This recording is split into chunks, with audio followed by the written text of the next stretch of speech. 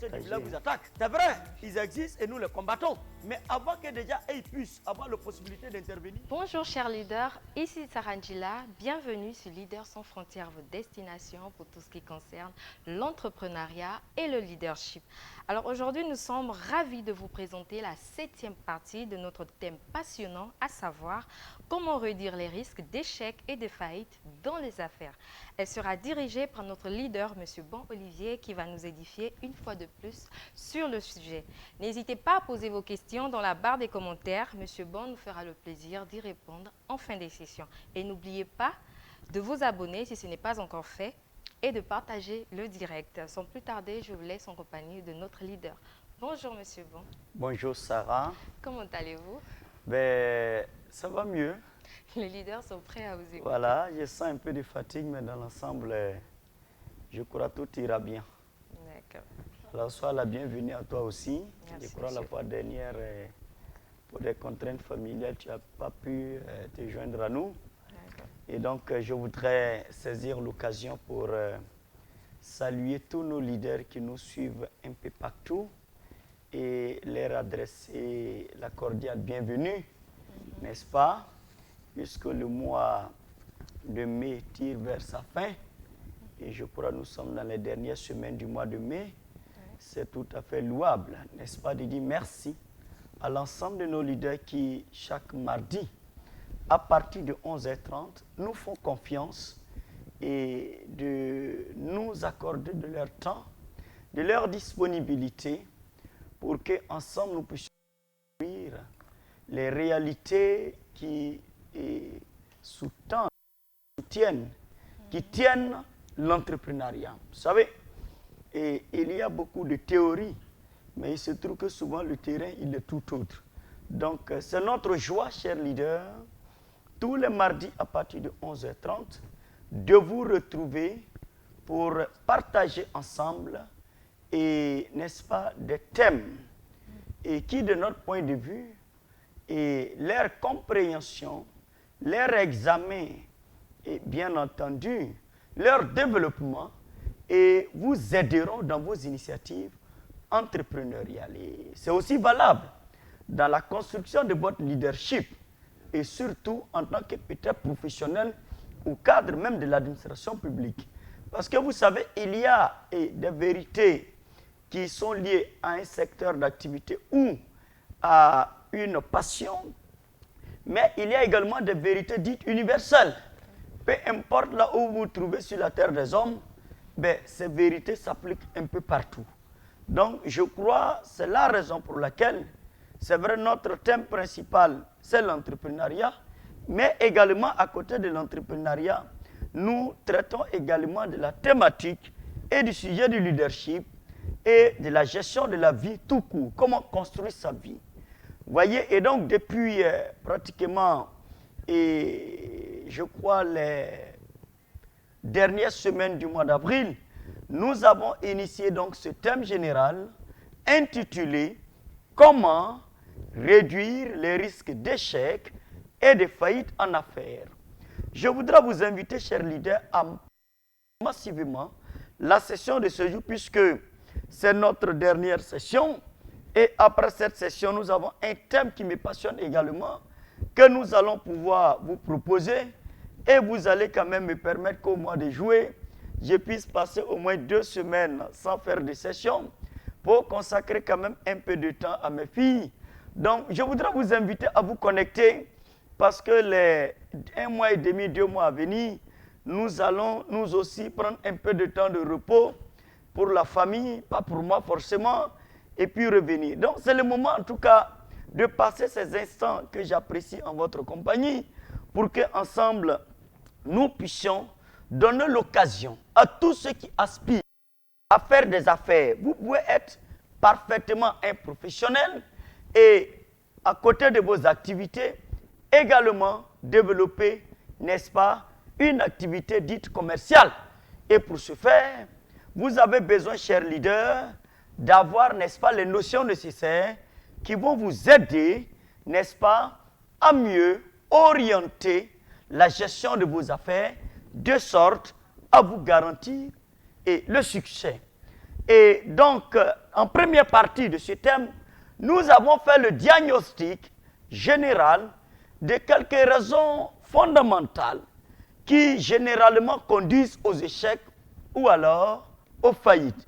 Et après donc, n'est-ce pas, ce sous-thème traité pendant plusieurs sessions, nous sommes en train de voir, chers leaders, ce que nous appelons quelles sont les stratégies à mettre en œuvre pour garantir un succès en affaires, sinon la réussite dans les affaires. Donc, comme vous pouvez le comprendre, nous vous avons proposé un ensemble, n'est-ce pas, de stratégies à mettre en œuvre.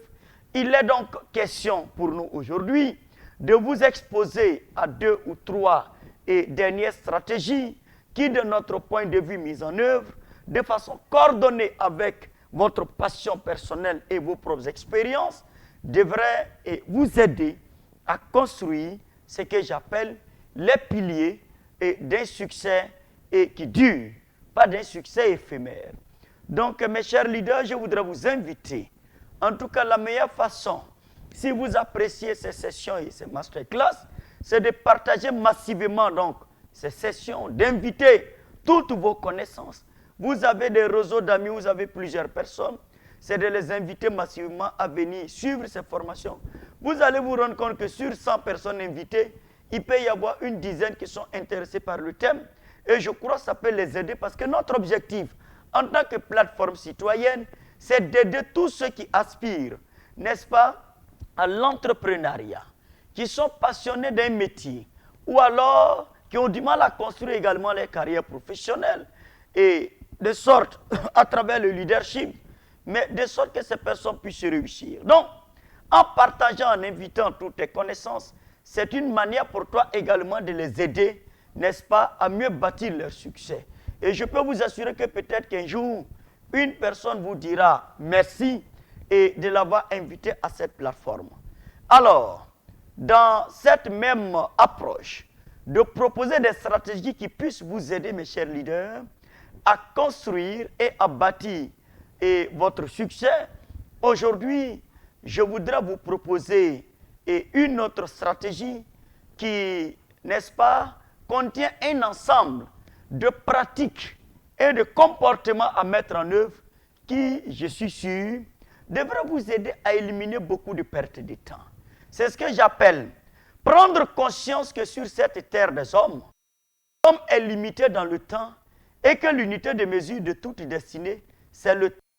Donc, il faut optimiser son temps en toutes choses. Vous voyez, il y a beaucoup de personnes qui s'engagent dans les affaires ou alors qui veulent construire une destinée importante, mais qui sont encore victimes d'une mentalité qui n'a pas encore intégré la notion du temps. Voyez, je crois, et le poète français Baudelaire a présenté le temps comme étant l'ennemi de l'homme. Et vous devez vous rendre compte que vous et moi, lorsque nous sommes nés, nous étions tous des bébés.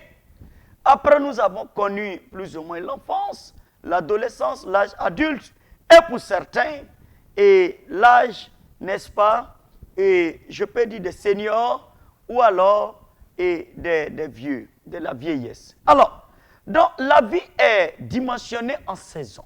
Ça, vous devez le savoir. Mes chers leaders, vous devez le savoir. Et pour comprendre la notion de la vie, c'est de prendre une journée entière, 24 heures. Vous devez savoir que lorsque nous nous levons de 0 heure à 6 heures, c'est une partie du temps qui en réalité représente une partie de la saison de l'homme sur Terre. Et de 6 heures du matin à 12 heures, c'est également une partie de la vie de l'homme qui est ainsi schématisée par le temps. Comprenez? Et de 12 heures à 18 heures, vous avez une autre partie du temps de l'homme. Et jusqu'à 0 heure, c'est une autre partie. C'est-à-dire que vous avez 4 saisons, des périodes pour réaliser votre vie. Et je suis désolé de le dire. Souvent, on nous présente des personnes d'un certain âge, et je n'en disconviens pas, c'est un acte de courage que je loue. Mais quel est l'intérêt d'un BEPC à 70 ans? Soyons sérieux. C'est vrai, c'est un défi personnel relevé, mais quelle est son utilité sur la vie des hommes sur Terre? Et pour que nous comprenions cette loi, il est écrit qu'il y a un temps pour tout chose sous le soleil. Mes chers leaders, je voudrais que vous sachiez que la vérité la plus irréfutable et la plus évidente et qui s'impose à tout homme, c'est le temps. C'est qu'il y a un temps pour toutes choses sous le soleil. Vous savez que vous soyez riche ou pauvre, que vous soyez blanc ou noir, que vous soyez rouge ou blanc, que vous soyez enfant ou vieux, que vous soyez être humain ou alors une autre créature de type animalier, mais je peux vous dire que le temps est le seul instrument qui s'impose à tout ce qui a souffle de vie. Donc vous ne pouvez pas dire que vous allez construire votre vie sans vous aligner à cette réalité difficile qu'est le temps. Et jouer avec votre temps en vous disant je vais rattraper le temps. Parce qu'en réalité, pour rattraper le temps, il faut la grâce de Dieu. C'est pour cela quelque part il est écrit, écoutez-moi bien, que je restaurerai les années qu'ont dévoré les criquets et les sauterelles. Vous comprenez? Jamais il est indiqué que je vais restaurer ton argent, je vais restaurer tes amitiés, mais le temps. Parce que le temps relève exclusivement de la volonté divine. Il est difficile pour quelqu'un qui a perdu le temps de la vie de le rattraper. Et généralement, nous sommes les fruits de ce que nous aurons fait de notre temps du présent ou alors de notre temps du passé. C'est pour cela que le meilleur investissement, c'est le temps que l'on fait. C'est ce que l'on fait de son temps. Un temps mal investi et mal utilisé nous coûte très cher dans la vie. Malheureusement, j'observe beaucoup de vies et je suis arrivé à une conclusion. Quand je regarde la manière dont une personne exploite son temps, mais je peux prédire sans être un charlatan ou un prophète, plus ou moins ce que sa vie sera dans 5 ou 10 ans. Parce qu'il y a une évidence. Ce que l'on aura semé dans les larmes, c'est ce que l'on récolte dans la joie. C'est-à-dire, si vous avez semé la joie, vous allez récolter la frustration et l'aigreur. C'est une réalité. Parce que si au moment de travailler dur, pour espérer récolter, vous avez semé la joie, l'amusement, la plaisanterie, et ne pas se concentrer pour travailler sérieusement, en faisant les choix les plus judicieux, ne soyez pas surpris que dans 10, 15, 20 ans, vous vous retrouviez à mener une vie remplie d'amertume et de regrets, frappée par des souvenirs malheureux, tout simplement parce que ce ne sont pas les vœux du 1er janvier qui changeront quelque chose à la vie de l'homme. Ce ne sont que des messages de consolation, juste pour permettre à tout frustré peut-être de se sentir plus ou moins considéré. Je vous dis la vérité. Jamais un vœu n'a changé la vie d'une personne. C'est les actions que vous allez prendre, les responsabilités que vous allez assumer, de dire, ma vie ne va pas ressembler au janvier prochain, tel que le janvier passé. Et vous allez prendre des dispositions et des décisions radicales que vous allez mettre en œuvre, quoi que cela puisse vous coûter, quoi que cela puisse vous faire perdre des amis, mais il est sûr qu'au soir de votre vie, vous n'aurez qu'à rendre compte à votre propre vie. Et peut-être ceux pour lesquels vous avez pris des décisions pour vivre pour leur plaire, peut-être qu'ils ne seront même plus là à ce moment-là pour pleurer avec vous. Vous comprenez? Peut-être qu'ils seraient déjà morts pour vous laisser à vos 80 ans, à vos 90 ans. Et lorsque vous allez analyser votre existence, mais vous n'aurez que ces regrets en disant, mais j'aurais dû prendre mes responsabilités. Mes chers leaders, ce sont ces réalités, je ne vous les cache pas, que moi j'ai intégrées très tôt. C'est l'une des raisons pour lesquelles je peux m'engager souvent dans un projet, certes qui peut prendre du temps et dont je suis conscient des enjeux et des difficultés, mais j'ai conditionné mon état d'esprit, ma mentalité à savoir une chose. Toute chose a une fin sur la terre des hommes. Peu importe la durée qu'un projet puisse prendre, il aura un temps où ce projet va aboutir. Si vous en êtes convaincu. Donc quelque chose ne peut pas durer de façon indéfinie. Ce n'est pas vrai. Une difficulté ne peut pas s'imposer à vous de façon indéfinie. Dieu même en voyant votre détermination, sa miséricorde permettra qu'une main extérieure vienne vous secourir. Parce qu'il y a des gens qui diront, ah, il y a 10 ans, nous on croyait que le monsieur là allait abandonner. Mais regardez sa détermination. Vraiment, je crois que sa foi là est telle que nous devons vraiment l'aider. Vous voyez? Donc j'ai observé la vie de beaucoup de personnes qui veulent entreprendre. Et lorsque je vois leur manière de vivre, leur manière de célébrer leurs 18 heures, les heures auxquelles ces personnes descendent du travail, continuent à avoir la même vie que lorsqu'ils avaient une vie professionnelle, ayant les mêmes pratiques, Alors je tire la conclusion que ces personnes ne sont pas en train d'être des entrepreneurs. C'est des personnes qui n'ont rien compris. Et je peux leur garantir l'échec programmé. Je n'ai pas besoin d'aller consulter un marabout quelque part. Ce sont des lois universelles d'échec, comme il y a aussi des lois universelles de succès. Donc il y a des actes que l'homme accumule qui peuvent vous permettre, sur la base d'une simple observation, de prédire au moins le résultat. Soit c'est l'échec, soit c'est la réussite. Même si on lui donne tout l'or du monde, cet individu s'est programmé à échouer. Mais prenons un peu le cas du fils prodigue. Est-ce qu'il n'a pas eu un patrimoine fou pour aller à l'aventure? Mais à cette aventure, il a passé son temps, comme il est écrit, mais à gaspiller l'argent avec les filles, à fêter avec les amis. C'est-à-dire qu'il a utilisé ce temps, malgré son capital financier, il a utilisé son temps à s'amuser. La suite, le bilan, il est là, il est chaotique. Il s'est retrouvé dans la déchéance, au point même d'envier la nourriture des porcs. Ce qui n'est pas normal. Donc vous allez vous rendre compte qu'une chose, c'est de dire je vais entreprendre, il me faut des ressources. Il me faut des hommes. Il me faut les moyens. Capital humain, capital financier, ainsi de suite. Mais si vous avez une mauvaise compréhension de ce qu'on doit faire de son temps, ce capital ne pourra absolument rien faire. Ça ne sera que l'échec programmé. Et jamais je n'ai vu d'environnement comme chez nous, par exemple en Afrique, où il y a des faits sociaux, sinon sociétaux, qui sont de nature à nous bouffer tout notre temps, à nous arracher notre temps, de façon subtile. Et cela est tellement subtil que cela passe par nos émotions pour nous détruire de façon insidieuse.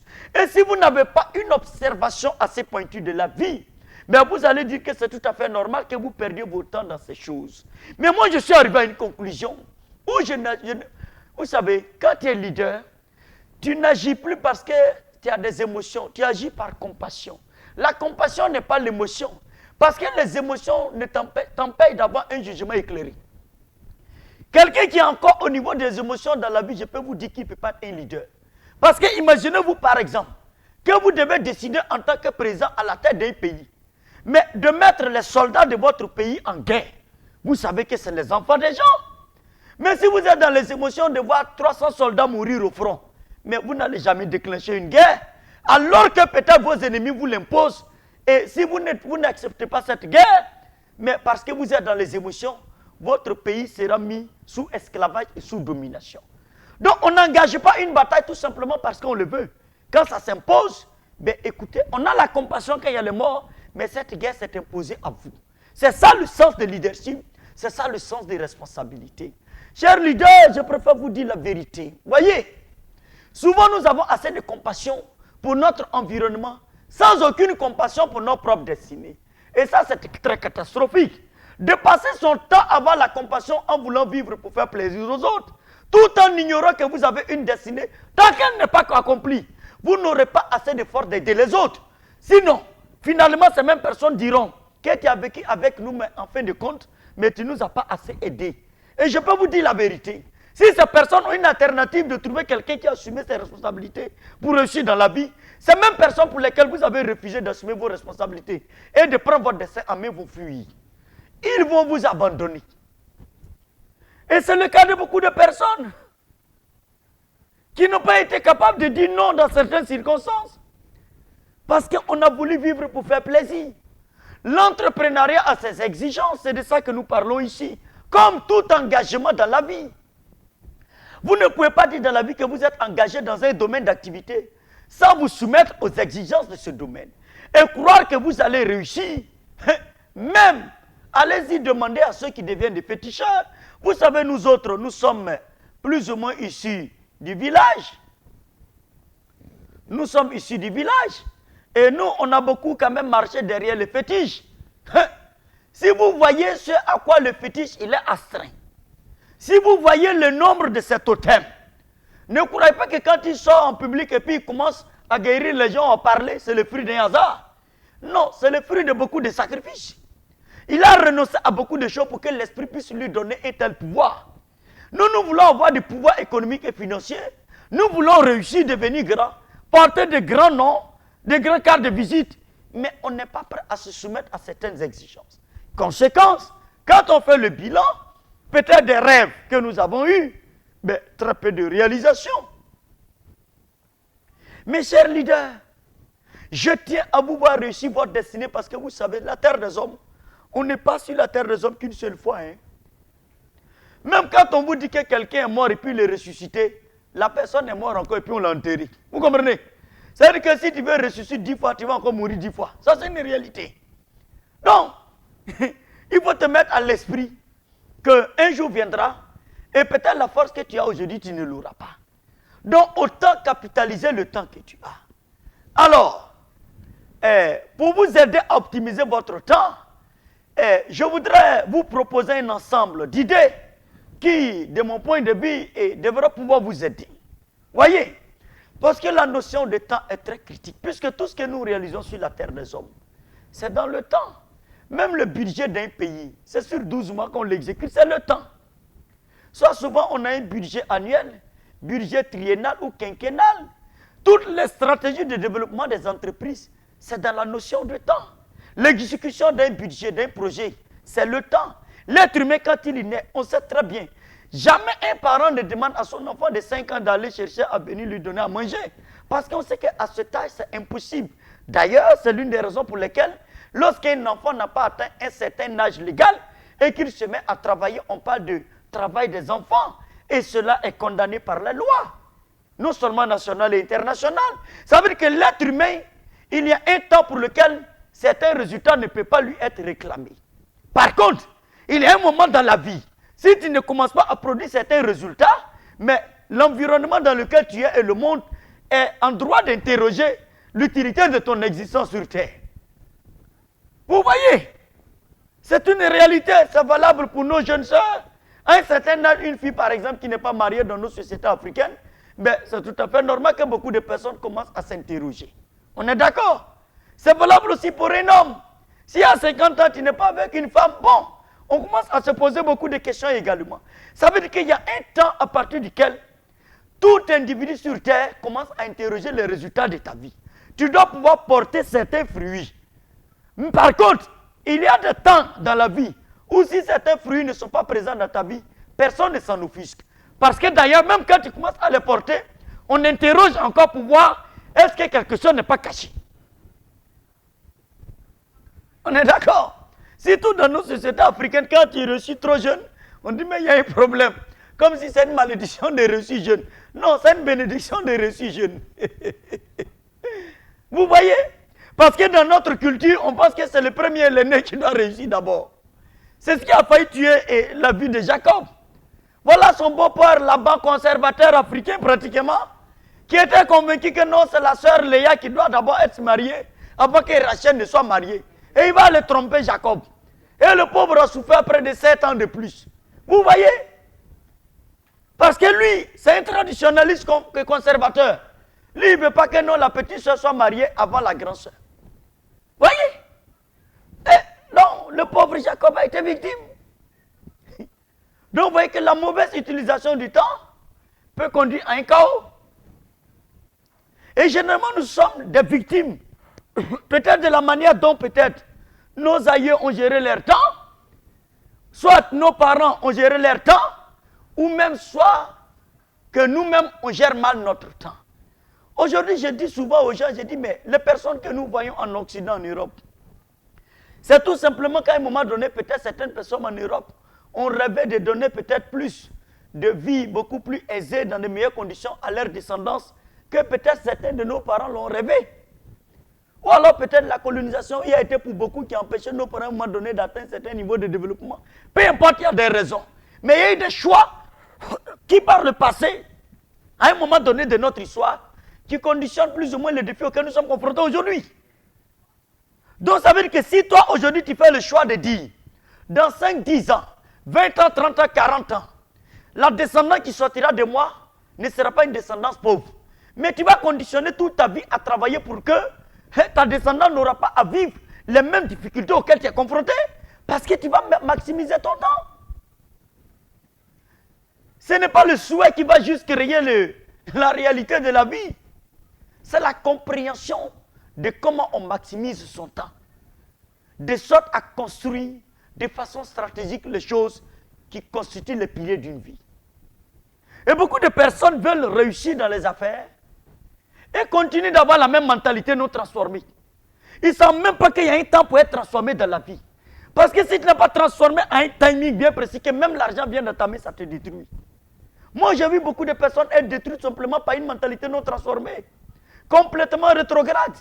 Parce qu'au moment d'aller se former pour apprendre, ces personnes disent que ce n'est pas nécessaire. Bon, comme peut-être il y a une baraka sur sa vie, le succès est arrivé et il n'a pas pu gérer parce que sa mentalité a combattu le succès. Conséquence, l'échec l'a emporté. Il y a un temps pour toutes choses sous le soleil. Il y a un temps. Ne pas comprendre cette vérité, c'est prendre le risque de mener une vie hasardeuse en devenant victime du temps. Malheureusement, beaucoup de personnes sont victimes du temps. On est victime parce qu'on ne sait pas maximiser chaque saison. Et on mène une vie fondée sur le hasard et uniquement sur la chance. Vous savez, pour comprendre que ce n'est pas le hasard qui fait forcément le succès des hommes, il faut lire souvent le parabole du semeur. La graine était bonne, mais les terres sur lesquelles elle tombait n'étaient pas du tout bonnes. C'est lorsqu'elle a trouvé la bonne terre qu'elle a commencé à porter de bons fruits. Dans la vie, tu peux avoir un excellent projet, mais si tu gères mal ton temps, parce que tu n'es pas une bonne terre, mais ton idée va échouer, ton projet va échouer. C'est le problème de beaucoup de personnes. Et ça, c'est très dommage, mes chers leaders. C'est très dommage. Et tout ça, j'appelle ça la mentalité de la procrastination. C'est-à-dire qu'on remet constamment les choses qu'on a fait aujourd'hui à demain. Jamais, vous savez, moi, dans le cadre de ma vie de manager et de dirigeant, il n'y a pas quelque chose qui peut me rendre fou que des collaborateurs qui sont incapables de rendre des résultats à un timing raisonnable. Où tu es obligé de reprendre le boulot pour faire à leur place. Ils ne savent même pas qu'en fait, ils sont devenus une charge qu'un produit. Vous savez, c'est un danger de travailler dans une société en étant vu comme une charge. C'est la preuve que vous êtes un échec dans cette entreprise. Vous savez, souvent on ne dit pas la vérité aux gens.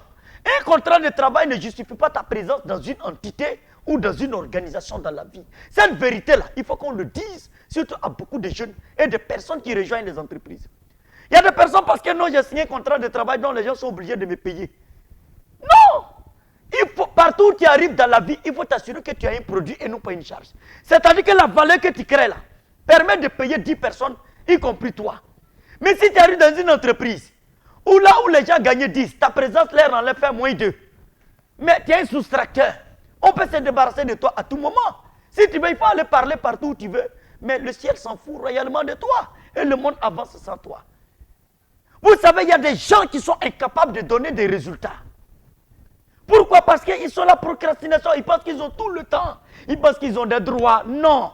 Je vous dis, la meilleure façon de réussir sa vie, mes chers leaders, je vous le dis, c'est de te former une mentalité de quelqu'un qui a uniquement des devoirs. Lorsque vous développez une mentalité de celui qui vit pour honorer des obligations, c'est ça qu'on appelle la loi de la sémence. Il y a une loi de retour qui équilibre les choses. C'est la récolte. C'est là que vos droits vous seront donnés.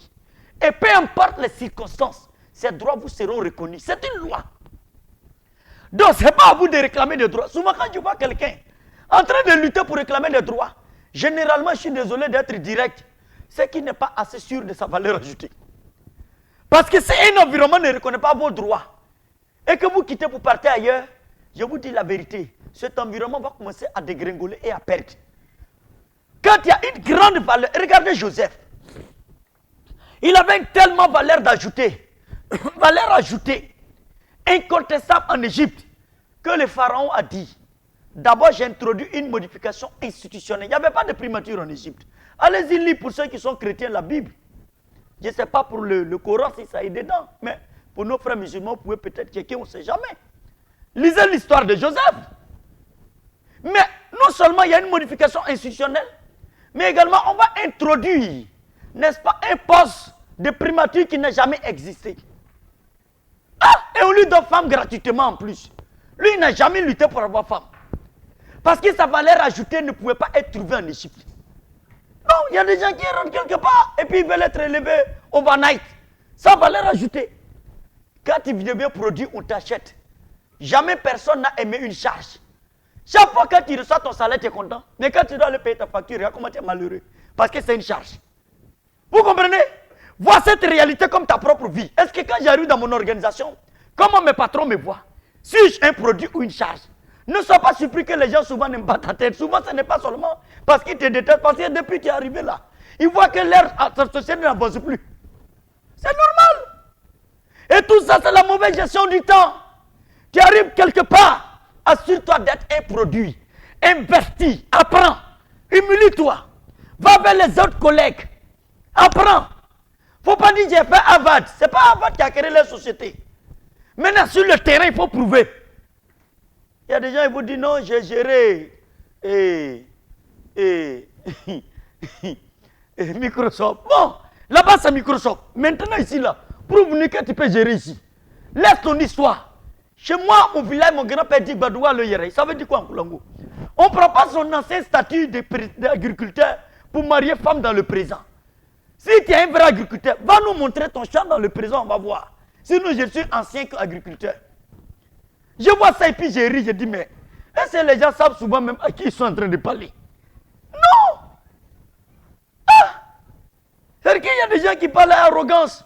Voilà mon historique, voilà mon temps. Je dis, c'est bon, mais moi je parle de chez moi ici au présent. Parce qu'à la fin du mois, c'est moi je te paye actuellement. Ce n'est pas ce où tu étais là-bas. Il y a un monsieur qui était dans ma société. Il était tellement médiocre que mes partenaires israéliens ne voulaient même pas le voir. Et lui vient nous dire que non, lui il a 56 ans. On dit bon, on respecte ton âge papa. Moi-même je t'appelle papa même ici. Mais en réalité quand tu es assis devant moi, tu es un stagiaire. Je te respecte, mais c'est la vérité.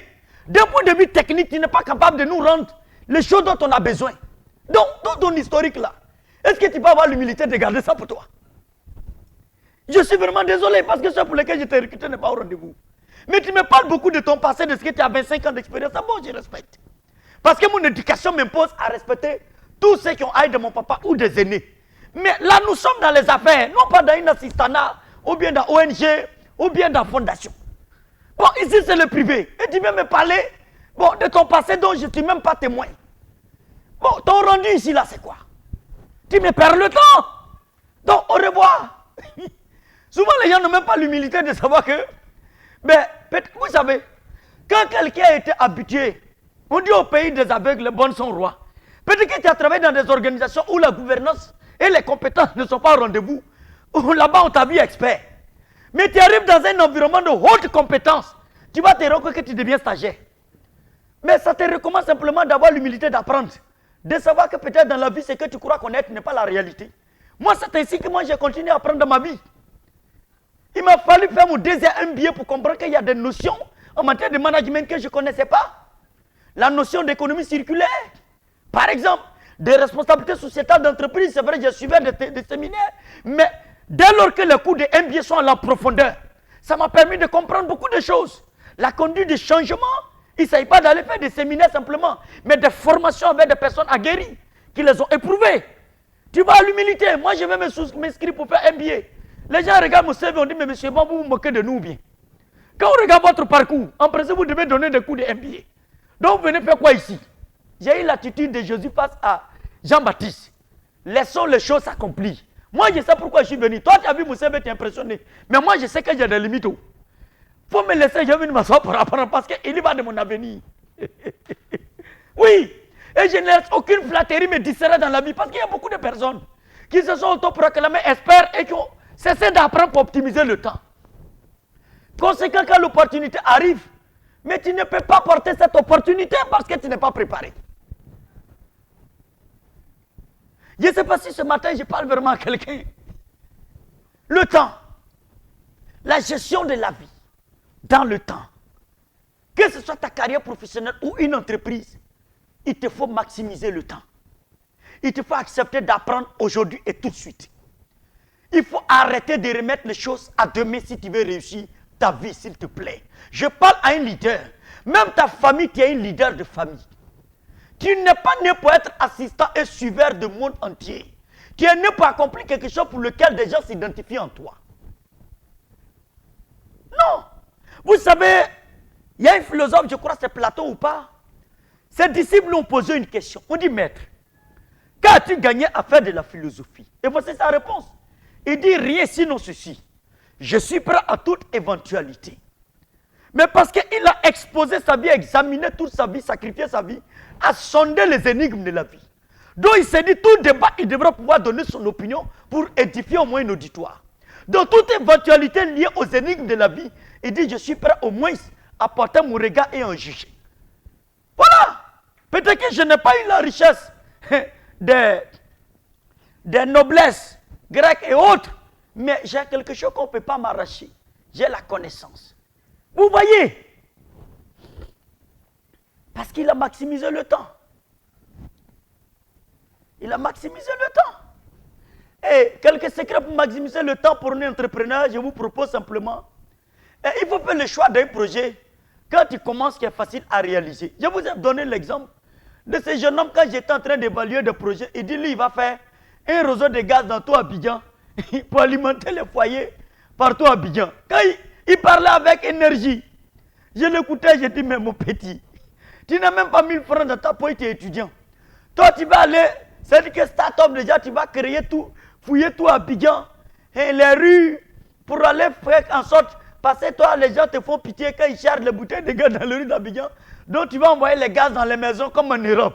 J'ai dit, mon petit, il faut sortir de ton sommeil pour revenir à la réalité. Parce que la réalité de la vie, il ne faut pas croire que les autorités ivoiriennes n'ont jamais pensé à ça. Mais nos systèmes ici ne nous permettent pas de faire un tel projet. Et puis, est-ce que tu connais les obligations légales que cela requiert? C'est-à-dire que tu vas déposer sous le sol abidjanais et une bombe potentielle. Vous voyez? C'est-à-dire qu'il rêve, il est dans les étoiles. Il veut entreprendre, mais regarde le projet qu'il veut réaliser. Il y a des gens qui veulent capturer les anges pour les montrer, pour dire, lui il a attrapé un ange. Bon, comment ça capturer des animaux dans la bourse déjà pour faire un parc, pour que les jeunes d'Abidjan puissent les regarder? C'est plus facile, ça te donne l'argent. Maintenant, si tu maîtrises panthère, bon, va attraper panthère et lion que de capturer les anges à les ailes. Déjà, c'était une fois bien un ange. Donc, ce que je vous recommande, pour optimiser le temps, à vos débuts, pensez à initier des projets simples et des produits simples à vendre. Vous voyez, où tu peux avoir l'argent rapidement. C'est important, hein? Il y a des gens, ils entreprennent dans des projets très complexes. Moi, je dis, tant que tu n'es pas assis sur une entreprise qui tourne déjà, capable de générer des ressources, il ne faut pas t'engager dans des initiatives trop complexes. Parce que j'en suis une victime et j'en ai tiré des leçons. Quand nous venons parler, nous savons de quoi nous parlons parce qu'on était aussi euphorique. On avait de gros rêves. Nous aussi, on voulait soulever la terre. Alors que la terre tourne, tu n'as pas besoin de soulever, c'est de suivre son mouvement aussi et puis vous tournez. Donc pourquoi soulever? Ah, je ne sais pas si ce matin quelqu'un m'écoute. Vraiment, si tu es content, il faut sourire un peu pour me dire que tu es content. Hein, cher leader? Vous voyez, nous tous là, on avait des choses comme ça. Ah, vous comprenez? Moi, je me suis vu aux îles Bahamas, aux îles quoi? Honolulu, quelque part comme ça. Bon, c'est que même mon grand-père n'a jamais rêvé. Moi, quand je dors comme ça, mes yeux sont dans les nuages. Quand on dit Bill Gates, je dis, waouh, voici le futur Bill Gates. Bon, ça ne fonctionne pas comme ça. Il y a tout un processus. Ça prend du temps, it take time. La vie, c'est le processus, parce que quand Dieu t'aime là, il prend le temps de canaliser tes énergies, sinon, le succès prématuré va te tuer. Vous voyez? Non, nous tous là, quand je vois beaucoup de jeunes, je les comprends. Mais redescendons sur terre. Si beaucoup m'écoutent aujourd'hui, vous avez la chance, parce que moi, je n'ai pas eu la chance que beaucoup des aînés nous aient parlé comme ça. Donner de leur temps pour nous partager des réalités comme ça. Donc nous, on a navigué à vue, on se cognait la tête dans des puits, on est ressorti, on est tombé, on est ressorti. On a dit, ah, ça ne fonctionne pas comme ça. Et puis on en a tiré des leçons et puis on a fait des principes. Bon, sinon, moi tu ne pouvais pas m'attraper, hein, je voyais milliards partout. Ouais, il y a un peu de sang gagné aussi dans mon sang. Hein. Et en plus, mélangé à mes amis petits goulards de Bondoukou, donc mon ami, tout était mis dedans. À mélanger à l'eau. Tu comprends? Donc les gens me voient comme ça, mais j'ai le sens des affaires, comme on le dit. I know how to look for money. Bon. Mais la réalité de la vie m'a canalisé et j'ai compris que cela se construit de façon stratégique. Cela se bâtit de façon progressive et ça demande une vie sérieuse. Ça demande une vie organisée. Une vie stratégiquement organisée. Vraiment, vous devez l'avoir à l'esprit. Ensuite, pour optimiser le temps, je vous propose de revoir la nature de vos relations. Vous voyez, c'est important. Hein? Vous savez, quelque part, il est écrit, je crois que c'est un dicton, qui dit que qui s'assemble se ressemble. Je vous le dis ici. Nous sommes la moyenne des personnes que nous côtoyons dans la vie. Nous ne sommes pas le fruit d'un hasard sorti peut-être de Nilo ou ex Nilo quelque part comme ça. Non. Nous sommes le fruit, ce n'est pas un Big Bang qui nous a projeté et puis on a le caractère que nous avons. Nous sommes le fruit des milieux que nous côtoyons, des personnes que nous côtoyons, des idées que nous recevons, des convictions que nous recevons, ainsi de suite. Donc tu ne peux pas dire que tu vas entreprendre pour réussir si tu ne sais pas sélectionner tes compagnies. Non, je préfère vous dire la vérité. Un entrepreneur qui n'a même pas 4 ou 5 amis entrepreneurs, il va aller où? Parce que quelle réalité partagez-vous avec les autres du matin au soir? Ça ne veut pas dire que tu n'as pas d'autres amis, je suis désolé. Moi, la plupart des aînés qui me conseillent, ils sont des grands directeurs dans les entreprises dont les conseils m'ont permis d'éviter beaucoup d'erreurs. Et j'ai un de mes grands frères qui m'a dit, mais petit frère, est-ce que ton entreprise là, vous épargnez quelque part pour payer au moins votre siège? Quand tu as ton chiffre d'affaires, voilà, il faut mettre 20% de côté. Et c'est ce qu'on a commencé à faire. Il est banquier, je ne vais pas nommer son nom aujourd'hui, il est DG de banque. Mais c'est ces conseils qui m'ont donné de pouvoir le faire. Sinon, j'aurais échoué à acquérir un siège. Donc, mais par contre, tu ne peux pas dire dans la vie que tu vas réussir sans sélectionner tes relations. Est-ce que tu as des amis avocats ou juristes qui peuvent te conseiller en matière légale ou juridique?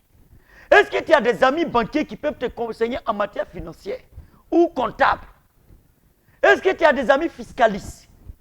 Tu n'as même pas d'amis notaires. Rien. Est-ce que tu as des personnes, si tu es croyant, qui peuvent prier avec toi dans tes moments difficiles? Bon, tout le monde est ton ami parce que tu veux plaire. C'est Babakia du quartier. Bon, c'est bien bon tout ça. Mais est-ce que ça construit ta vision? Parce que tu dois marcher avec des personnes également qui savent ce qu'est le sens du sacrifice. Ben oui. Si tu marches avec des personnes dont tu es le seul à payer du matin au soir, c'est que tu es à plein sur la terre des hommes. Mes chers amis, il faudrait que je vous dise quelque chose. Si tout ce que vous devez obtenir dans la vie, vous devez sortir l'argent de votre poche pour payer, c'est que vous êtes exposé à des risques. C'est la preuve que vous n'êtes pas bien entouré. Hein. C'est la vérité. C'est la vérité. Parce que vous devez choisir des relations productives. Qui ont de la valeur ajoutée, je suis désolé. Ça ne veut pas dire que vous rejetez les autres. Mais écoutez, tout le monde ne peut pas rentrer dans votre vie intime. Tout le monde ne peut pas s'asseoir avec vous pour discuter de certains niveaux d'affaires. Vous imaginez qu'il y a un ami dont les yeux n'ont jamais vu 1 million. Et tu dois t'asseoir avec lui pour discuter d'un projet de 200 millions. Que veux-tu qu'il te dise? Je suis désolé, mes amis. Ça a l'air d'être direct et dur, mais c'est la vérité. Sa mentalité n'a jamais accepté 500 000. Quand tu parles d'un projet de 500 000, il dit non, commençons avec 50 000. Alors que toi, ta mentalité est dans des projets de 100 millions, 50 millions. Qu'allez-vous dire ensemble? Parce qu'il va tout faire pour te dissuader. Il va te convaincre que ça sera un chaos pour ta vie. Et il est de bonne foi, pas parce qu'il est méchant. Mais son niveau de transformation ne te permet pas de coopérer avec lui sur ces questions. Donc pourquoi le maintenir dans ta vie? Parce que tu dis non, il te plaît. Ça veut dire quoi? Il te plaît là, ça construit ta destinée. Je vous ai parlé des émotions. Tous ceux qui sont dans les émotions ne grandissent pas dans la vie. Dans la vie, on avance par compassion. C'est-à-dire, si demain tu as réussi, là, tu peux venir aider cet ami aussi à monter. S'il le permet. Il y a des gens aussi qui refusent dans la vie de monter, tu as fait quoi? Et au moins, peut-être où tu veux l'aider, c'est lui qui devait sortir pour détruire tout ce que tu as construit. Parce qu'il ne connaît même pas le prix de ce que tu as bâti. Une petite mentalité inférieure peut détruire tout un système bâti sur le sang du sacrifice. Mais oui! Vous savez, construire sa vie n'est pas une question d'état d'âme. Si tel était le cas là, nous sortons chaque jour dans la rue, nous voyons des gens ultra riches. Mais parce pourquoi ils ne sortent pas pour te dire, viens prendre l'argent toi aussi cadeau pour aller réussir? Parce qu'il sait le prix de ce qu'il a construit. Ça ne tombe pas du ciel. Et il sait très bien que s'il perd tout, ce n'est pas évident que d'autres personnes vont venir lui donner ça pour qu'il remonte dans la vie. Ça a un prix. La vie a un prix.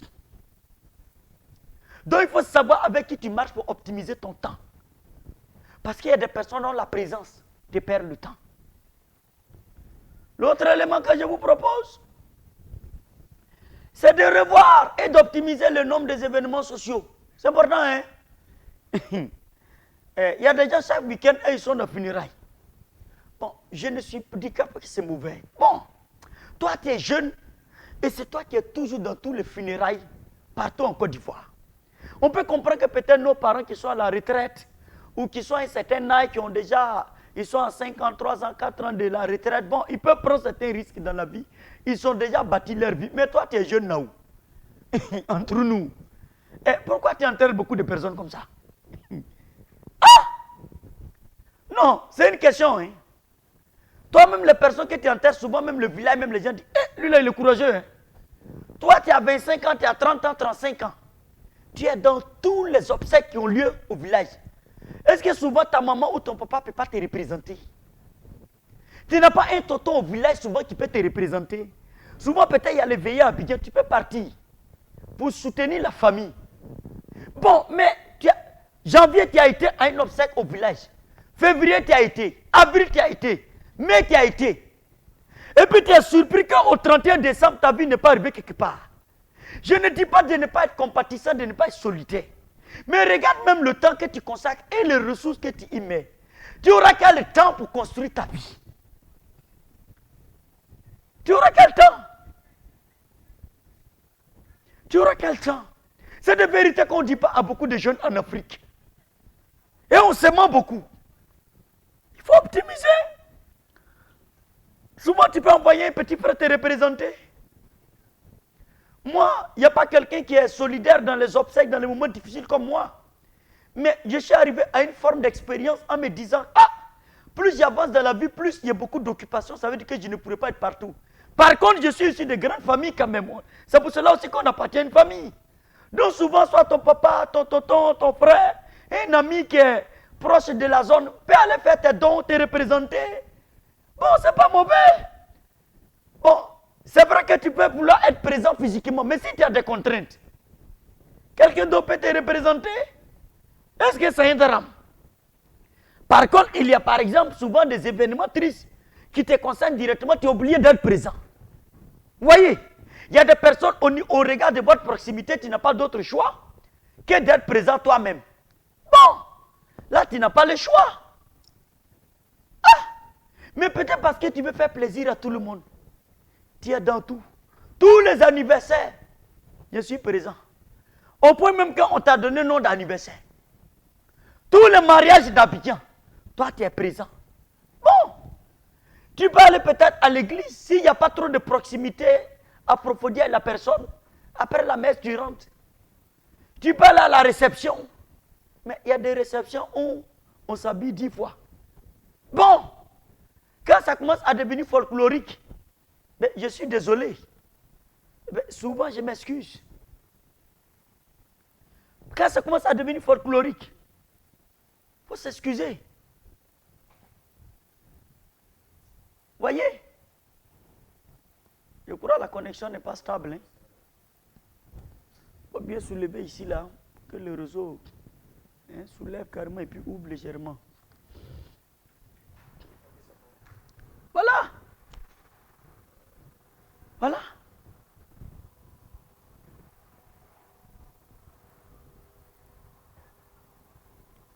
Donc, l'un dans l'autre, c'est de savoir optimiser son temps. Ouvre la porte. Voilà.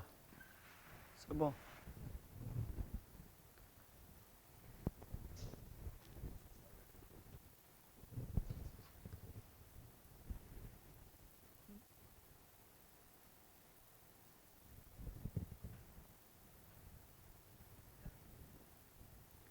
Voilà, on a un souci de connexion le temps que tout soit bien rétabli. Voilà. Désolé, cher leader, parce que je ne peux pas parler dans le vide. Si c'est bon, on me fera signe et puis je vais poursuivre.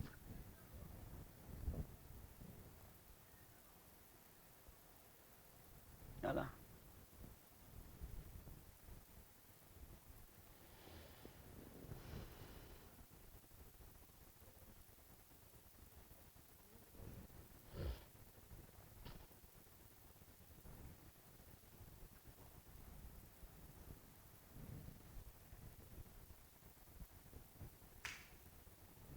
Ouvre la fenêtre là-bas.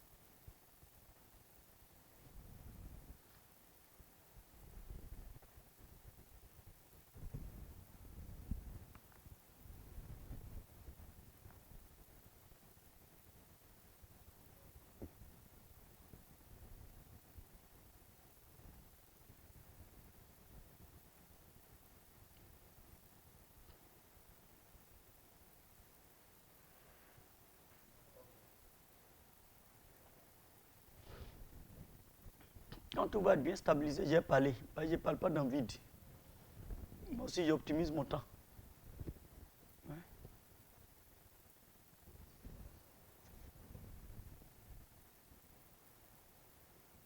Ouais. Alors, désolé, hein, mes chers leaders, on a eu quelques soucis techniques. Voilà, les réseaux n'étant pas trop stables aujourd'hui. Mais ne vous en faites pas, on va conclure rapidement. Voilà, on va conclure et, comme je vous l'ai dit, mettre fin à ce thème aujourd'hui. Alors, l'autre proposition que je voudrais vous proposer pour optimiser votre temps, apprenez à lire. Lisez beaucoup. Lisez beaucoup parce que ça vous permet de mieux apprendre, de mieux vous édifier, de connaître le secret des autres. Comment les gens ont fait aussi pour atteindre des résultats dans la vie, dans tous les domaines. Ça peut être l'histoire d'un politicien, comment il a construit sa carrière, tu peux t'en inspirer. Un entrepreneur, un homme d'affaires, un diplomate, peu importe, dont l'histoire peut te donner des leçons et des secrets de succès. Il faut choisir des livres stratégiques.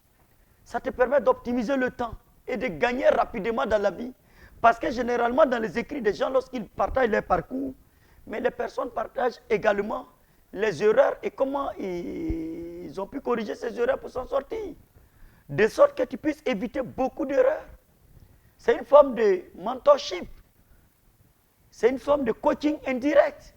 Donc il faut apprendre à beaucoup lire. Mais également l'autre élément que je voudrais vous proposer, c'est d'apprendre à voyager. Il faut apprendre à voyager. Il faut que si tu veux être entrepreneur pour réussir, développe une culture de sortie de ton environnement géographique immédiat. Souvent, tu peux dire, je vis à Abidjan, mais depuis que moi je vis à Abidjan, je ne suis jamais allé à l'ouest de la Côte d'Ivoire. Consacre-toi un week-end avec un budget. Les hôtels à l'intérieur du pays ne coûtent pas cher, 25 000, 20 000, 30 000. Tu dis, bon, je vais visiter au moins pendant 3 jours, Daloa, Man, Biancouma, des zones comme ça. Va visiter, va faire ton week-end. Il ne faut pas aller faire week-end funéraire seulement. Parce que ça, c'est notre problème. Il faut pouvoir sortir. Il faut dire, bon, moi, je vais aller découvrir le Mali ou le Burkina ou le Ghana.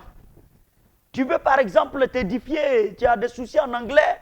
Bon, apprends à voyager pour aller peut-être au Ghana. Souvent, la meilleure façon d'affronter une langue, c'est de l'affronter.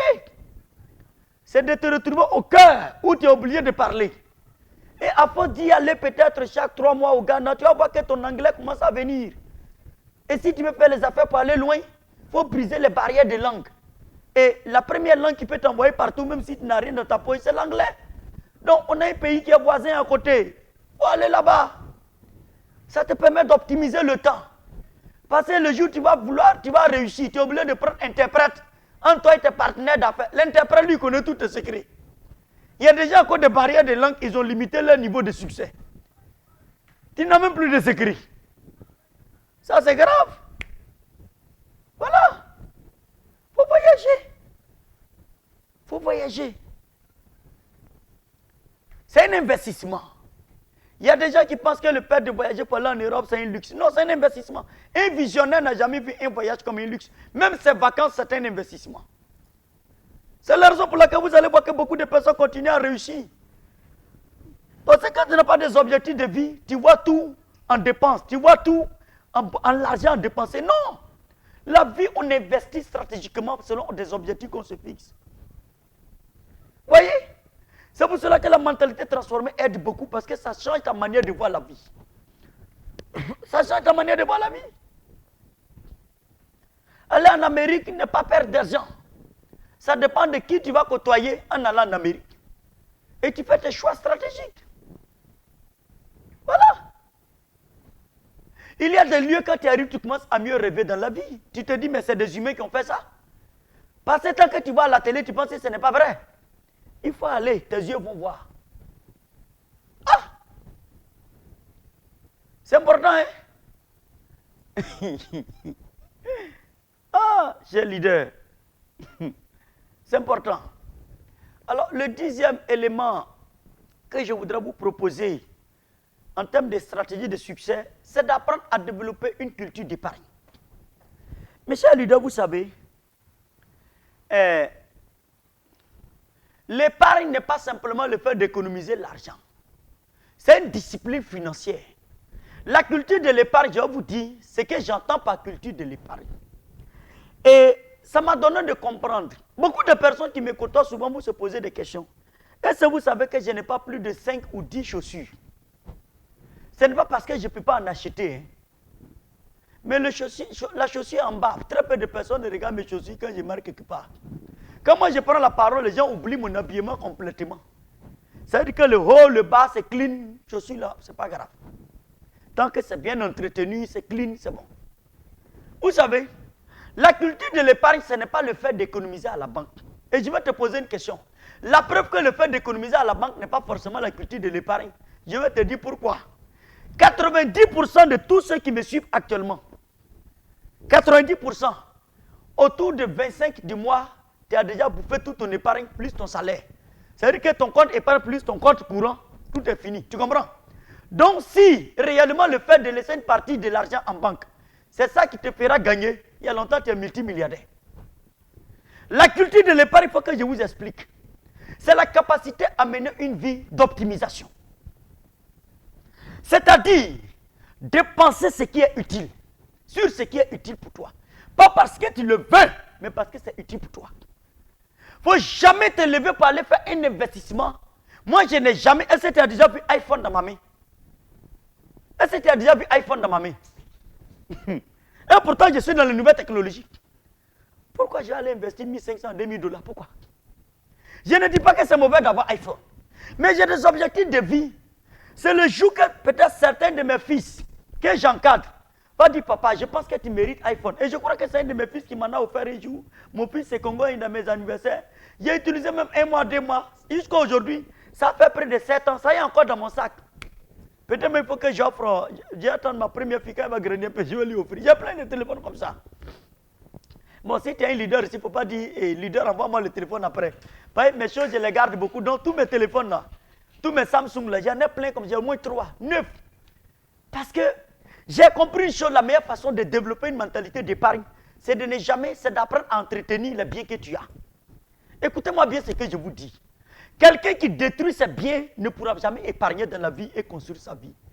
Gaspiller. Gaspiller. Quand tu sors de ta maison, assure-toi que toutes les ampoules sont éteintes. Que les appareils sont éteints.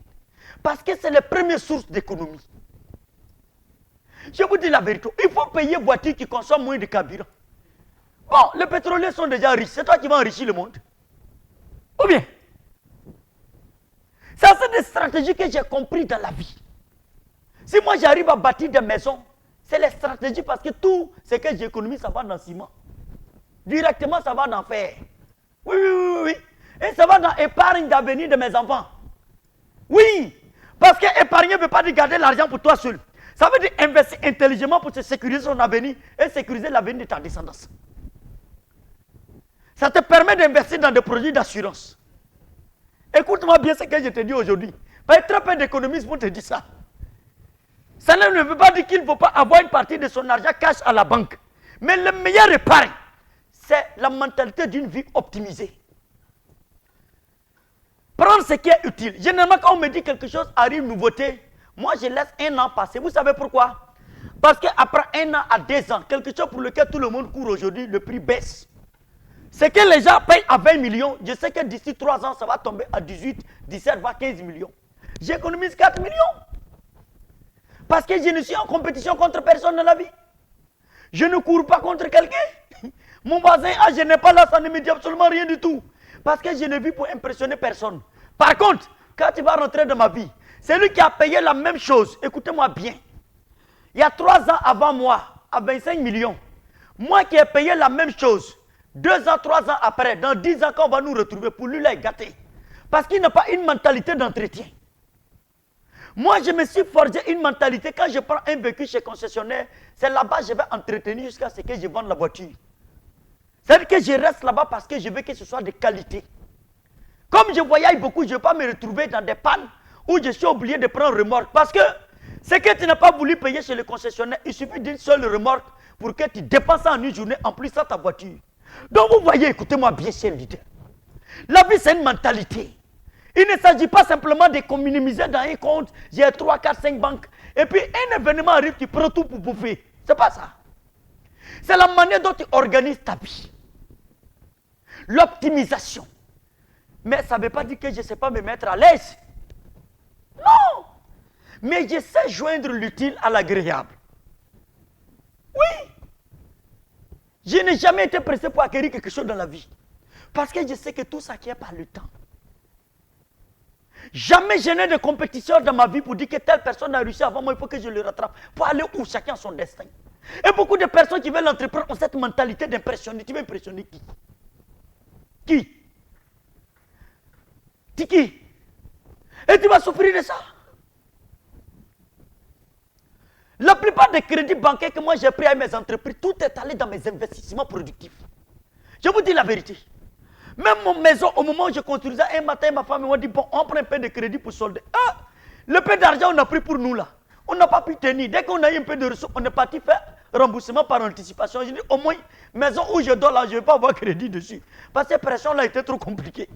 Ah, j'ai voulu qu'on me coupait près de 20% de mon salaire par mois. J'ai dit, en main, ça c'est compliqué pour moi. Bon.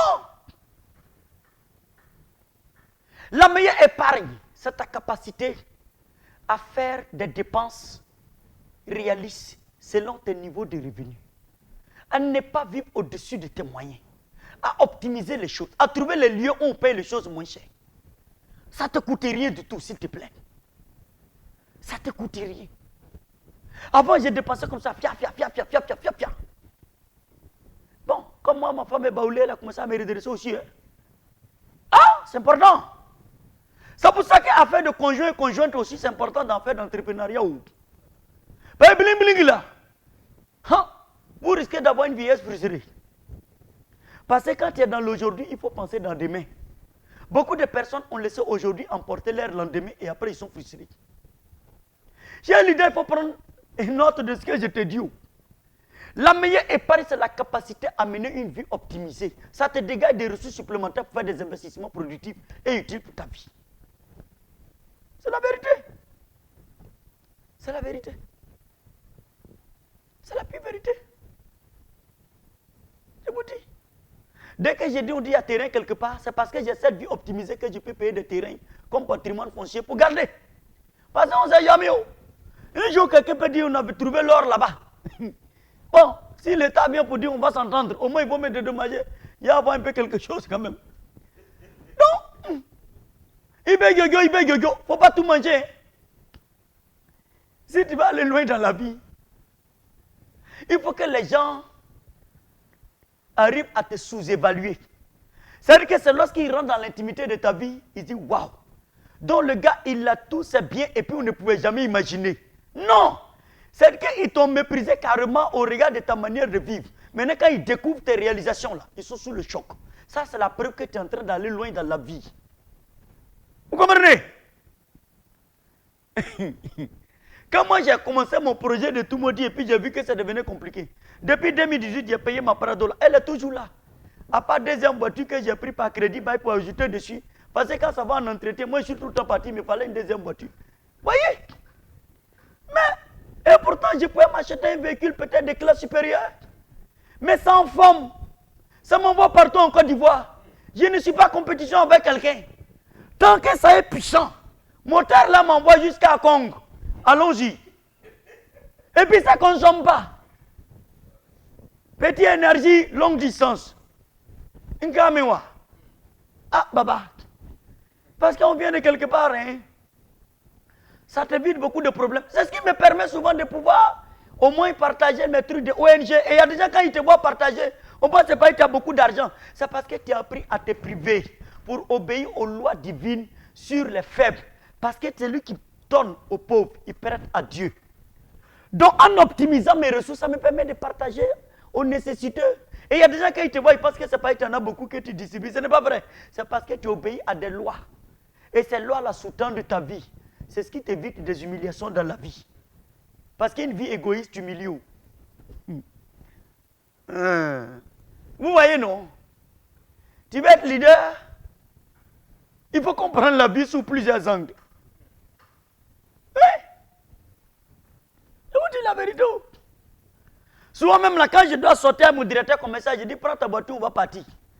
Ou bien allons dans ma voiture. On optimise. Pourquoi soulever deux voitures?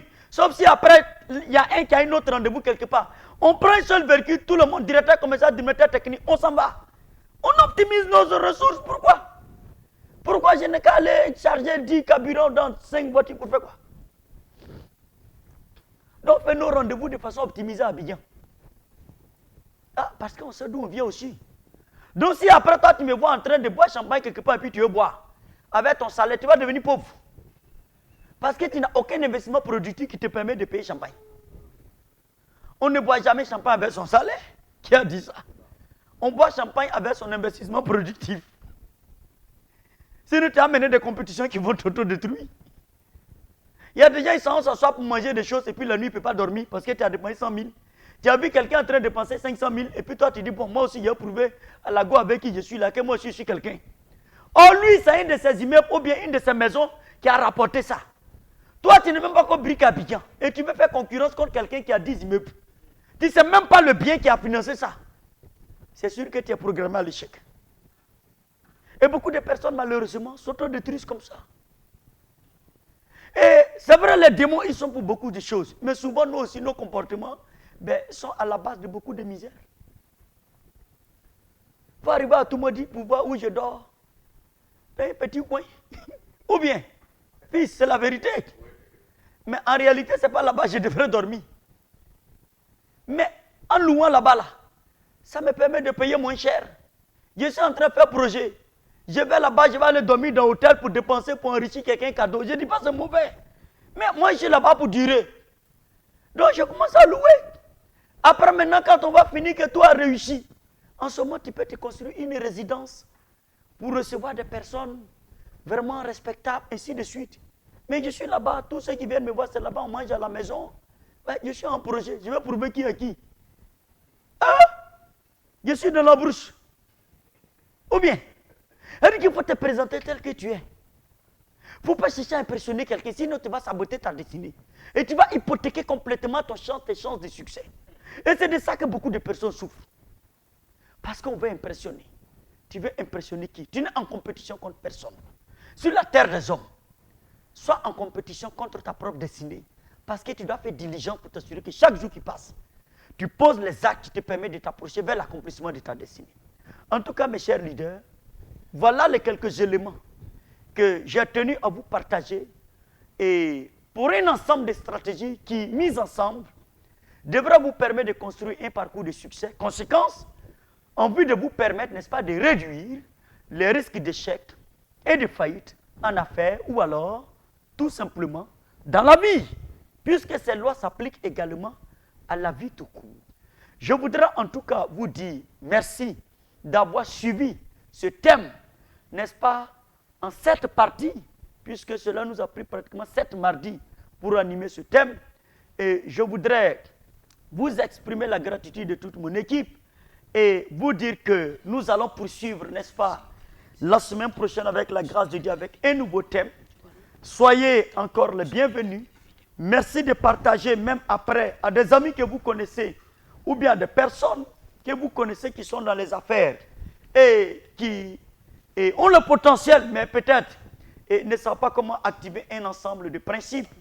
Ben, écoutez, et je crois que avec la grâce de Dieu, que ces conseils d'usage et ces propositions puissent les aider à mieux construire, n'est-ce pas, les parcours, tant entrepreneurial et pourquoi pas professionnel.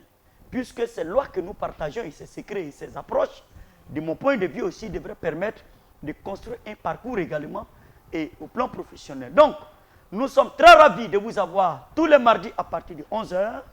Et merci pour votre confiance renouvelée de façon constante et permanente.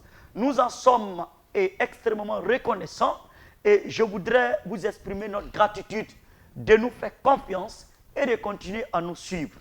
En tout cas, je vous souhaite, chers leaders, plein succès dans vos différentes initiatives, dans vos projets, dans vos entreprises pour ceux qui en ont déjà ou ceux qui aspirent à en créer d'ailleurs, mais également dans la construction de vos carrières. J'attends que des leaders qui occupent des postes importants, vous devez aussi demander mes activités pour me donner des marchés. Ou bien, il n'y a pas un leader qui m'a dit, mais monsieur, moi, tu fais quoi bien, je vais te donner marché. Voilà, non, c'est comme ça, il faut demander mes activités, hein, n'est-ce pas, pour nous donner des marchés. Je suis quelqu'un qui cherche l'argent, n'est-ce pas? Mais sachez que nous vous aimons beaucoup et je crois que ce n'est pas pire amour, n'est-ce pas, de voir chacun d'entre vous réussir son parcours et pourquoi pas sa vie. Parce qu'en réalité, on est pour accomplir quelque chose qui puisse non seulement servir notre existence, mais servir la communauté au sein de laquelle on évolue. Et moi, je reste convaincu que jamais le monde n'a offert d'opportunités qu'à notre siècle et à notre temps. Et chacun a le droit de réussir sa vie. Ça, partout où tu es dans la vie, autant tu aspires à réussir, il faudra avoir à l'esprit, il ne faut jamais oublier, que tous ceux qui sont autour de toi ont le droit légitime de réussir. Et il ne faut jamais poser un acte de nature à compromettre le succès de qui que ce soit. Souvent, il peut y avoir des batailles, des confrontations, mais dans cette confrontation, on respecte les droits de tout le monde. Ça, c'est important. C'est le principe d'équilibre et c'est le principe de justice. Il faut l'avoir à l'esprit. Il ne faudrait pas que dans la construction de ta vie, tu sois dans une posture où tu as détruit l'entreprise de quelqu'un d'autre. C'est l'une des raisons pour lesquelles, quand bien même que je suis en conflit avec un partenaire d'affaires, généralement, j'essaie d'avoir une posture, en tout cas, d'équilibre. Parce que je me dis, demain, on peut se retrouver sur d'autres enjeux. Ce sont des réalités qu'il faut avoir à l'esprit. Et puis bon, peut-être l'incompréhension d'aujourd'hui peut se retrouver demain à être peut-être une grande alliance d'affaires. Vous voyez, aujourd'hui, on parle du couple franco-allemand. Et pourtant, ce sont des nations qui se sont humiliées à un moment donné de l'histoire de façon mutuelle. Donc, la vie, il n'y a pas de liens rompus définitivement. Il n'y a que des liens rompus à un moment donné parce que c'était nécessaire entre les parties. Mais pour autant, cela ne fait pas de vous forcément des personnes qui doivent s'autodétruire. Voyez? Et donc, je voudrais en tout cas, chers leaders, vous dire merci pour votre fidélité et vous souhaiter un plein succès, une agréable semaine et bien entendu, beaucoup de réussite dans vos initiatives. Alors, si vous avez quelques questions, je vais passer la parole rapidement à Sarah, qui, je crois, maximum 2 questions, Sarah, parce que tu sais que mon état de santé n'est pas trop au top. Donc, je vais pouvoir quand même me reposer un peu. Voilà, et je vais faire mes meilleurs efforts pour répondre à ces questions. Merci. D'accord. Alors, Monsieur Bon, nous avons quelques questions pour vous. Il y a une question qui dit « Comment prioriser ses tâches pour être plus productif et atteindre ses objectifs plus rapidement ?» D'accord. Comment prioriser ses tâches pour être plus productif et atteindre ses objectifs rapidement. Alors, lorsque vous êtes un manager, je présume que c'est lui qui pose la question. Quel est son nom? Non, c'est pas sûr. D'accord. Alors, celui qui pose la question, c'est-à-dire que tu es dans une position plus ou moins de manager ou de quelqu'un qui sait. Il y a deux volets à cette question. C'est ce que j'appelle la loi des priorités. Et savoir exactement ce qui est urgent peut ne pas forcément être prioritaire. Souvent, nous confondons l'urgence. Quand quelqu'un m'écrit souvent pour dire « appelle-moi urgemment », généralement, je n'appelle pas sur le champ. Parce que je me dis, Ça dépend de la nature de ta relation avec moi. Si c'est ma femme qui me dit appelle-moi urgemment, en ce moment-là, il y a une situation. Mais quelqu'un que je n'ai pas entendu pendant 6 mois, 1 an, 2 ans, qui me dit non, rappelle-moi, c'est urgent. C'est sûr que je ne vais pas le rappeler, c'est urgent. Je vous dis pourquoi. Parce que tu ne peux pas disparaître dans ma vie et subitement apparaître pour me dire qu'il y a une urgence. Vous comprenez? Par contre, je t'appellerai quand je serai disponible. Parce que si c'est vraiment urgent, ce que tu côtoies chaque jour doit pouvoir répondre à ton urgence. Vous savez, dans la vie, il faut savoir où est-ce que les gens t'ont placé, il faut jouer le rôle qui le tient. Donc, il faut savoir exactement qu'est-ce qui est urgent et qu'est-ce qui est prioritaire. Il faut savoir faire la part des choses. Souvent, nous prenons des urgences comme des priorités et souvent les priorités sont mises en retrait et on perd le temps. Ensuite, si tu es manager dans une entité donnée, mais la gestion des priorités est liée au principe de délégation. Parce que tu as des collaborateurs. Il y a des tâches que tu peux déléguer dans la vie. Souvent, on veut tout faire. Et souvent, on se retrouve épuisé et improductif. Souvent, il faut faire confiance aussi à ceux qui sont autour de nous. Et c'est là que le principe d'humilité a tout son sens. Tu ne peux pas être un extraterrestre. Tu ne peux pas tout faire sur la terre des hommes. En déléguant, ça te permet de valoriser aussi les autres. Et de reconnaître que tu ne peux pas tout faire sur la terre des hommes parce que tu sais valoriser les autres. Et tu apprends de ces personnes. Et avec leur concours, ça te permet d'être efficace. Donc, il faut savoir déléguer. Il faut savoir répartir les tâches. Il faut savoir partager les tâches, ainsi de suite. Et il faut savoir communiquer. Parce que, attention, délégation ne veut pas dire abandon non plus. Parce que si tu délègues à quelqu'un pour faire une tâche que tu n'as pas contrôlée et qu'à la fin, ce n'est pas fait, ça devient encore problématique. C'est-à-dire que l'efficacité recherchée ne sera pas là. Et finalement, cela te retarde. Et il n'y a pas plus dramatique que de confier une tâche à un collaborateur qui est censé te le rendre. Et à la fin du film, tu te rends compte que non, tu es obligé de repartir à zéro. C'est une catastrophe, c'est une trahison. Donc il faut savoir aussi à qui tu délègues. Parce qu'il y a des gens qui sont très irresponsables dans la vie. Il y a des gens dans la vie qui s'en foutent de toutes sortes de priorités. Ils s'en foutent, ils sont pressés en rien. Il y a des personnes, par exemple, tu lui dis non, nous devons rendre le travail, par exemple, d'ici le 28. Mais cela veut dire quoi? Peut-être c'est un travail qui nécessite 2 semaines. D'ici le 28, ça veut dire qu'on ne peut pas descendre à 18 heures pour le rendre. Il faut quelqu'un qui a ce qu'on appelle la culture d'entreprise. De sorte à se dire, ah, si c'est le 28, cela veut dire qu'il faut que je travaille jusqu'à 20h, 21h. Vous comprenez? Mais si c'est quelqu'un qui lit l'heure à partir de 17h50 pour descendre comme les autres et à celui-là tu délègues, ne sois pas surpris d'échouer. Donc il faut savoir à qui tu délègues. Ce n'est pas parce que tu as beaucoup de collaborateurs que tous les collaborateurs ont le même niveau de maturité. Donc il faut savoir à qui tu délègues. Parce que dans la vie, quand tu es un leader, tu dois pouvoir avoir tes hommes de confiance. Tu es convaincu que quand tu leur confies un travail, ils sont capables de le rendre. Parce qu'il y a des personnes, je suis désolé d'être cruel, qui sont très irresponsables dans la vie. Ils ne comprennent pas la conséquence d'avoir un retard sur un travail à faire.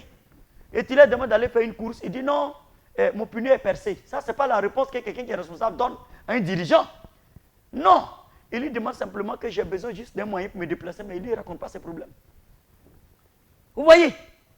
Donc il faut connaître le niveau de maturité des gens avant de pouvoir leur confier un certain niveau de tâches à exécuter.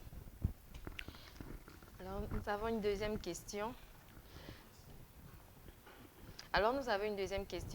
Comment peut-on maximiser son temps libre sans sacrifier la qualité de son travail? Alors, comment maximiser son temps libre sans sacrifier la qualité de son travail? Alors, c'est une question bizarre quand même. Hein? Écoutez, j'ai toujours dit aux gens, travailler 10 heures d'affilée ne veut pas dire forcément que vous allez rendre un travail de qualité. Déjà, il faut faire la part des choses. L'efficacité n'est pas l'efficience. Durer au travail ne veut pas dire qu'à la fin, ton travail sera parfait que celui qui a fait 2 heures du temps. Parce que la notion de temps va également à la notion de compétence. Vous savez, c'est comme le devoir que nous faisons à l'école. Vous allez trouver un élève brillant, un devoir de 2 heures en 1 heure, il a rendu, il a 20 sur 20. Il y a un autre, on lui donne 4 heures du temps, il a 4 sur 20. Et pourtant, il y a consacré beaucoup de temps. Généralement, vous savez, dans mon principe managérial, j'ai compris que ce n'est pas parce que les gens disent au bureau qu'ils sont efficaces. Même si c'est signe de volonté d'apprendre et de bien faire. Quelqu'un peut perdre beaucoup de temps au bureau, malheureusement, et puis te perdre beaucoup d'argent. Vous comprenez? Parce que le fait de perdre beaucoup de temps au bureau veut dire qu'il va consommer ton énergie. Il a la clim qui est allumée pendant longtemps, les lumières, ton ordinateur est épuisé, les chaises, le bureau, tout ça. Ou bien. Donc, l'efficacité n'a rien à voir avec des questions de temps libre. Souvent, tu peux avoir plus de disponibilité pour travailler, mais tu ne connais pas le travail. Vous voyez? Donc, il faut associer à ta disponibilité la compétence. Parce que c'est la compétence qui te permet de rendre en un temps record ce qu'on est censé faire en plusieurs heures ou bien en plusieurs jours. C'est ça la réalité. Quand par exemple tu confies un travail à un collaborateur qui est censé le rendre, vous voyez, qui est censé le rendre en 2 jours et qui en 1 mois, 2 mois, 3 mois n'a pas été capable de le rendre, il y a un problème. C'est que la personne n'a pas la capacité, les épaules larges, pour peut-être associer un ensemble de paramètres pour connaître le succès. Et la personne va toujours justifier ses échecs. Vous savez, tu peux ne pas avoir la compétence tout seul, mais c'est la capacité à manipuler plusieurs paramètres. Vous savez, je vous dis, le succès est la manipulation et la mise en orchestration de plusieurs paramètres que l'individu doit être capable d'identifier et de les mettre en orchestration en tant que chef d'orchestre. Souvent, on ne demande pas à un collaborateur d'être capable de tout faire, mais d'être capable de rendre le résultat. Comment il a rendu, c'est lui seul qui doit le savoir. Mais le résultat, il doit être capable de le produire. C'est là qu'on parle de productivité. Mais il y a des personnes qui ne sont pas aimes dans la vie. On leur confie un travail pour lequel ils ont l'incompétence. Mais ils veulent faire croire qu'ils connaissent tout. À la fin du film, il n'y a rien qui est rendu. Tu vas faire quoi avec cette personne? Sa personne peut être sympathique, mais personne ne paye la sympathie de quelqu'un dans l'entreprise. On paye les résultats. Personne ne paye parce que tu es gentil. Personne ne paye ça. On paye les résultats. Pas ça à la fin du mois. Moi, ce n'est pas ma sympathie que j'ai pris pour payer un collaborateur. C'est les responsabilités que je prends pour payer et c'est un coût financier. Donc, vous savez, il faut comprendre la vie. Quand tu es leader, il faut comprendre comment la vie fonctionne. C'est des principes qui ne sont pas émotionnels. C'est des principes de responsabilité. Ça peut être difficile à entendre, mais c'est la réalité de la vie. Et tous ceux qui travaillent savent très bien que on ne va pas te payer parce que tu fais pitié. On te paye parce que tu rends des résultats. Donc, il faut savoir la notion de délégation. La notion de gestion optimisée du temps. Souvent même, c'est lorsque tu prends ton temps libre que tu as l'inspiration. Souvent, écoutez, moi souvent je suis en train de faire un travail et je vois que mon esprit chauffe, je suis stressé, j'arrête. Immédiatement, j'arrête. Souvent, je vais aller m'asseoir dans le bureau de mon directeur commercial et puis je suis en train de causer. Ou bien je prends carrément, je sors. Soit je vais à une école d'une de mes enfants, ou bien je vais à la maison, ou bien je sors parler quelque part. Juste pour me détendre. Et puis quand je reviens, mes idées sont en place. Donc, ça fait partie du job. Ce n'est pas la permanence derrière le bureau forcément, le fait d'être assis constamment qui va faire que tu es inspiré. Ou bien que tu vas rendre le job. Souvent, il faut pouvoir se relaxer. Vous voyez? Donc, c'est comme ça. Souvent, tu peux dire, ok, moi souvent, je suis assis par exemple dans mon bureau et puis je dis, bon, je parle à ma maman. Souvent, je peux appeler ma maman pour faire peut-être 30-40 minutes au téléphone.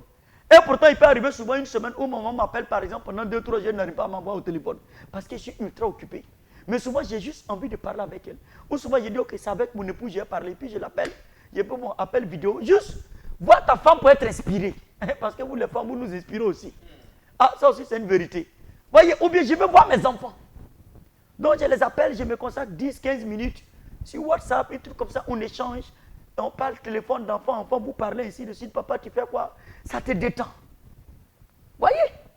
Donc, les mots de détente font partie également et des sources d'inspiration.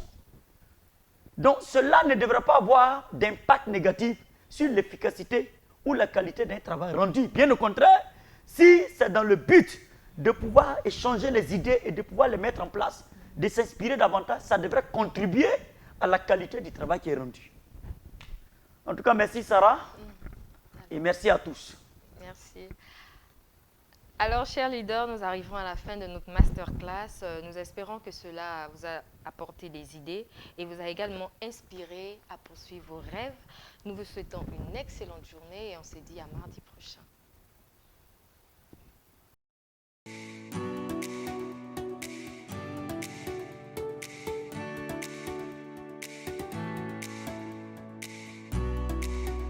Il y a beaucoup d'appelés mais peu d'élus. Souvent, il faut faire attention quand un événement arrive et beaucoup de personnes rentrent dedans. Il faut t'asseoir pour méditer. Est-ce que réellement cette bataille dans laquelle on veut que je m'engage, est-ce que c'est fait pour ma vie?